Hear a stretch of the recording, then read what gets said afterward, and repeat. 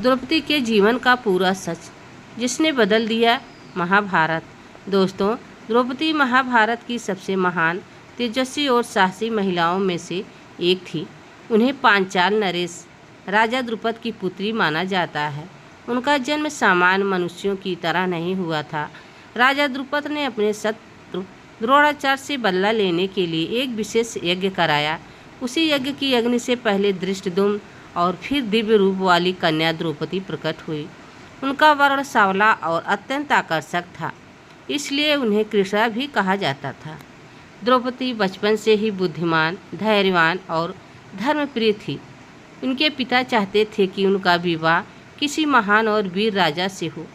जब वे विवाह योग्य हुई तब राजा द्रुपद ने उनका स्वयंवर आयोजित किया। इस स्वयंवर में भारतवर्ष के अनेक राजा और राजकुमार आए। स्वयंवर की शर्त थी कि यह घूमती हुई मछली की आँख को नीचे रखे जल में उसका प्रतिबिंब देखकर भेदना होगा। कौरवों के मित्र कर्ण भी इस प्रतियोगिता में भाग लेने उठे, लेकिन द्रौपदी ने उन्हें सूत-पूत कहकर प्रतियोगिता में भाग लेने से मना कर दिया। इसके बाद कई बड़े बड़े योद्धा असफल रहे। उस समय पांडव ब्राह्मण वेश में वहां उपस्थित थे। अर्जुन ने आगे बढ़कर धनुष उठाया और एकाग्रता के साथ लक्ष्य को भेद दिया।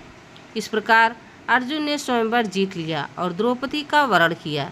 जब अर्जुन और उनके भाई द्रौपदी को लेकर अपनी माता के पास पहुँचे तब उन्होंने बिना देखे कहा, जो भी लाए हो आपस में बांट लो। माता ने के वचन को धर्म मानकर महर्षि व्यास की सलाह से द्रौपदी का विवाह पांचों पांडव युधिष्ठिर, भीम, अर्जुन, नकुल और सहदेव से हुआ। यह घटना महाभारत की सबसे अनोखी घटनाओं में से एक मानी जाती है। द्रौपदी इंद्रप्रस्थ की महारानी बनी। उनके शासनकाल में राज समृद्ध और सुखी था। वे अपने पतियों के साथ न्याय, धर्म और प्रजा की सेवा में लगी रहती थी। उनकी बुद्धिमत्ता और नीति की प्रशंसा सभी करते थे, लेकिन यह सुख अधिक समय तक नहीं रहा। दुर्योधन को पांडवों की समृद्धि से ईर्ष्या होने लगी। उसने अपने मामा शकुनी की सहायता से युधिष्ठिर को जुए के खेल के लिए आमंत्रित किया। शकुनी ने छल से युधिष्ठिर को एक एक करके उनका धन, राज्य, भाई, स्वयं को और अंत में द्रौपदी तक को हरवा दिया। दुर्योधन ने द्रौपदी को राजसभा में बुलाने का आदेश दिया। दुशासन उन्हें बाल पकड़कर सभा में घसीटता हुआ ले आया। द्रौपदी ने सभा में उपस्थित भीष्म, द्रोण, कृपाचार्य और धृतराष्ट्र से पूछा कि जिस व्यक्ति ने पहले स्वयंवर को हार दिया हो, क्या उसे अपनी पत्नी को दांव पर लगाने का अधिकार है? लेकिन सभा में बैठे अधिकांश लोग मौन रहे। तब दुर्योधन ने दुशासन को द्रौपदी का चीरहरण करने का आदेश दिया। द्रौपदी ने अपनी रक्षा के लिए भगवान श्री कृष्ण को हृदय से पुकारा। श्री कृष्ण की कृपा से उनकी साड़ी अनंत होती चली गई। दुशासन जितना खींचता गया, वस्त्र उतना ही बढ़ता गया और वह थक कर बैठ गया। इस प्रकार भगवान ने द्रौपदी की लाज बचाई। उस अपमान के बाद भीम ने प्रतिज्ञा की वह दुशासन का वध करेगा और दुर्योधन की जांघ तोड़ेगा। द्रौपदी ने भी अपने खुले केस तब तक न बांधने का संकल्प लिया जब तक दुशासन को उसके अपराध का दंड न मिल जाए। जुए के परिणाम स्वरूप पांडवों को 12 वर्ष का वनवास और 1 वर्ष का अज्ञातवास मिला। द्रौपदी ने अपने पतियों के साथ वनवास की कठिनाइयों को धैर्यपूर्वक सहा।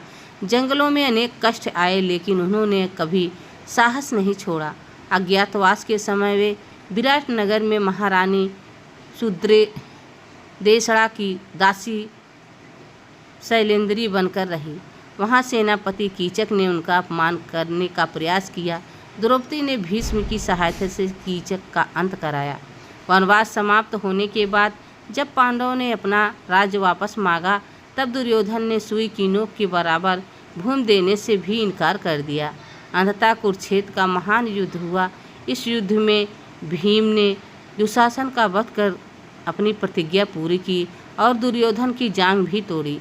इस प्रकार द्रौपदी के अपमान का प्रतिशोध पूरा हुआ। महाभारत के युद्ध में द्रौपदी के 5 पुत्र, जिन्हें उप पांडव कहा जाता था, वीरतापूर्वक लड़े, लेकिन युद्ध समाप्त होने के बाद अश्वत्थामा ने रात में सोते समय उनका वध कर दिया। यह द्रौपदी के जीवन का सबसे बड़ा दुख था। फिर भी उन्होंने धैर्य और धर्म का साथ नहीं छोड़ा। जब अश्वत्थामा को पकड़कर लाया गया, तब उन्होंने गुरु द्रोण की पत्नी कृपि के दुख को ध्यान में रखते हुए उसके प्राण न लेने का आग्रह किया। इससे उनकी करुणा और महानता का परिचय मिलता है। जीवन के अंतिम समय में पांडवों ने राज्य छोड़कर हिमालय की ओर महाप्रस्थान किया। यात्रा के दौरान सबसे पहले द्रौपदी गिर पड़ी। कहा जाता है कि अर्जुन के प्रति उनके मन में विशेष स्नेह होने के कारण उन्हें पहले गिरना पड़ा। हालांकि वे महान और धर्मनिष्ठ थी, अंततः उन्होंने अपने नश्वर शरीर का त्याग किया और उनकी आत्मा परम शांति को प्राप्त हुई।